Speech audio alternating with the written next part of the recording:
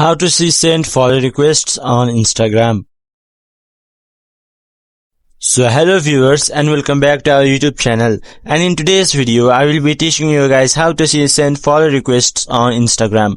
So without delaying any further, let's get started. So first of all, open your Instagram application itself. Then here go to your profile on the bottom right corner. Then here on the middle you can see an option named followers. Simply click onto it.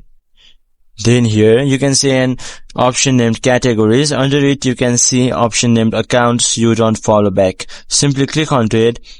And then here these are the follow requests that you have received that you haven't followed back. So in this very simple way you could see the follow request that has been sent to you in this very simple way.